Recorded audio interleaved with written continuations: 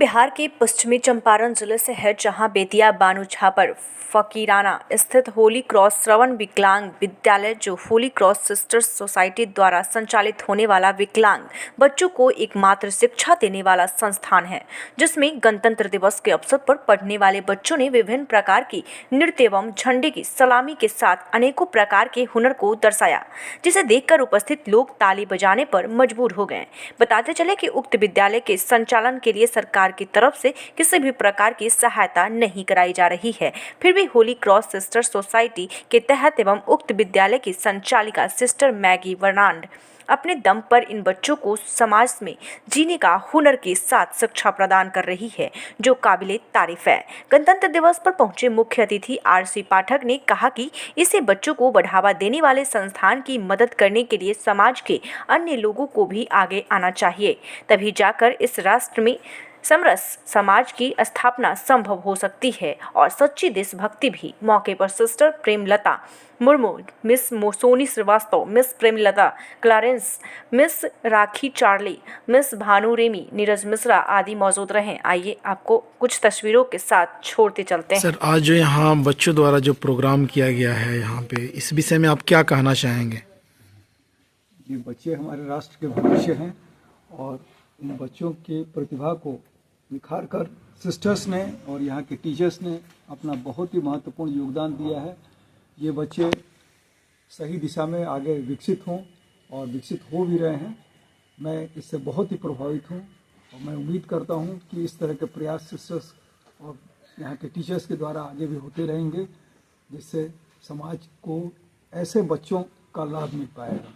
हमारे देश में कानून भी बना है जी कि समाज में इस तरह के जो बच्चे हैं जो वंचित हैं सारी व्यवस्थाओं से, या उनमें उस तरह की प्रतिभा नहीं है, उस तरह का मानसिक विकास नहीं हो पाया है, उन लोगों के लिए कानून भी बना हुआ है कि ऐसे बच्चों को फाइंड आउट करके खोज के पुलिस ऑफिसर्स इसकी सूचना देंगे जिला पदाधिकारी को, और जिला पदाधिकारी उनके उचित रहन सहन और उनके विकास के लिए योगदान देंगे, अपना सहयोग देंगे।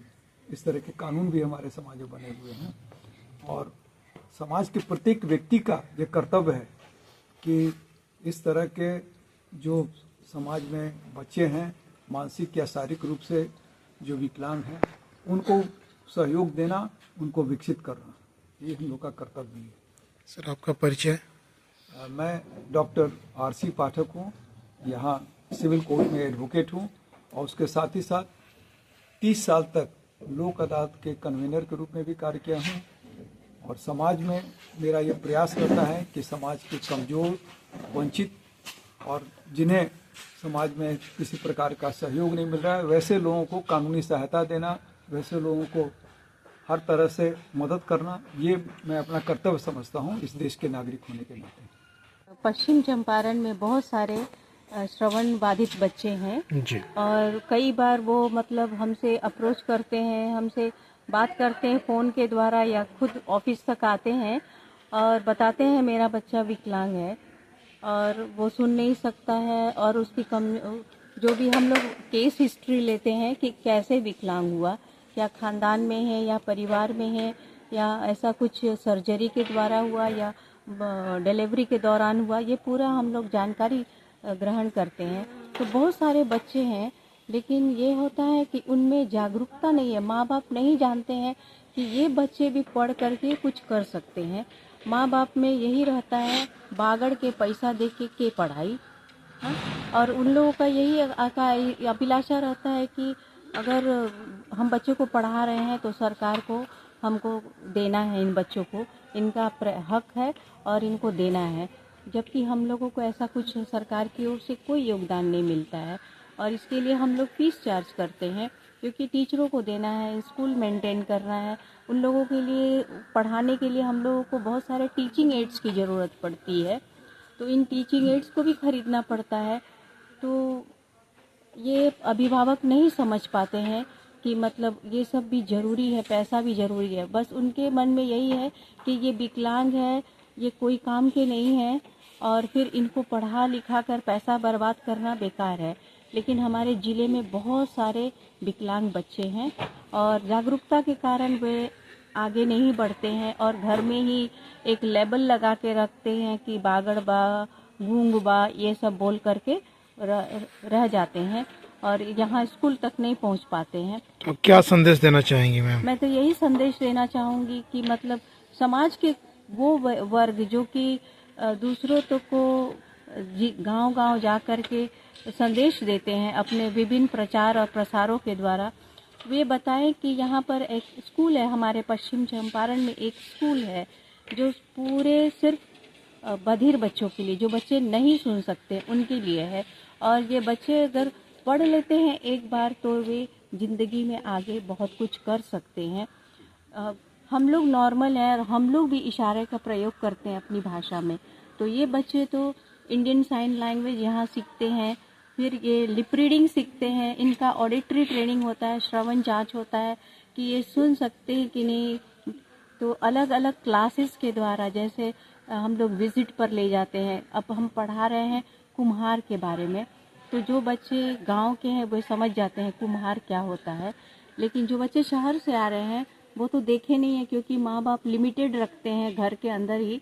तो उन लोगों को हम लोग फ़िलहाल नवंबर में ही इन लोग को कुम्हार की दुकान में ले गए, कुम्हार को बता दिए थे कि आपको ये दिखाना है, तो कैसे मिट्टी सानना है, उसको गूंदना है और उसको मुलायम करना है, चाक पे लाना है, चाक चलाना है। फिर बच्चे आकर के अपनी कॉपी में वो चाक और वो क्ले पॉटर जो भी है उसको इंग्लिश और हिंदी दोनों में लिख करके दिखाए। कुम्हार के बारे में 5 पंक्तियाँ इंग्लिश में लिख कर दिखाए। तो मैंने देखा कि बच्चों ने काफ़ी अच्छा किया है, तो कर सकते हैं। तो कभी कभी हम लोग इन लोग को पिकनिक या दूसरे जगह भी ले जाते हैं ताकि वो ज़्यादा सीखें, दूसरे स्कूल का भी भ्रमण करवाते हैं। तो लिमिट नहीं रखते हैं, हम लोगों की कोशिश रहती है कि हमारे पास भले economically we are not able, but कोशिश हमारी रहती है कि हम समाज के कुछ वर्ग ऐसे हैं जो हमें हमेशा सपोर्ट करते हैं। बच्चों के लिए कुछ किताब ला दिया, कुछ डेस्क दे दिया, कुछ टीचिंग एड्स दे दिया। तो इस तरह से ना हम लोग अपना स्कूल को आगे बढ़ा रहे हैं और कुछ पेरेंट्स हैं जो काफ़ी कोऑपरेटिव है। तो हमारा यही कहना है कि अगर हर कोई मतलब इस प्रचार प्रसार को सही तरीके से करे, मतलब गलत ऐसा कुछ ना करके सही तरीके से करने से जो अभी हमारे पास बहुत सारे ये बधिर बच्चे हैं, कम से कम वो सक्षम हो सकते हैं अपने जीवन में। आपका परिचय? मैं सिस्टर मैगी बर्नार्ड। मैं यहाँ पर पहले 10 साल थी, फिर उसके बाद मैं बाहर गई, फिर वापस 2019 में आई हूँ और अभी तक हमारे स्कूल से 552 बच्चे, ऐसे तो 800 सम नंबर्स आर देयर ये एडमिशन का, लेकिन 552 बच्चे अपनी पढ़ाई 5वीं तक ख़त्म करके कहीं ना कहीं जाकर सरकारी स्कूल या प्राइवेट स्कूल या वोकेशनल ट्रेनिंग कहीं पर जाकर इन्होंने अपने आप को, इनके पेरेंट्स इनको बहुत मदद किए हैं और ये आगे बढ़े हैं। अभी हम लोगों के बेतिया डीएम ऑफिस में श्वेता श्रीवास्तव है जो वहाँ कार्यरत है और उसका पति वो भी इसी स्कूल का डेफ है, राहुल सिन्हा, वो भी चनपटिया ब्लॉक में काम करता है। और बहुत सारे बच्चे अभी अपने बिजनेस में लग गए हैं और लगे हुए हैं, कोई कोको कोला है, कोई कारपेंट्री है, किसी का दर्जी है, किसी का अपना नर्सरी है फूलों का, काफ़ी अच्छा उन लोग कर रहे हैं। एक है पटना रांची कैनरा बैंक का मैनेजर है जैनेंद्र कुमार,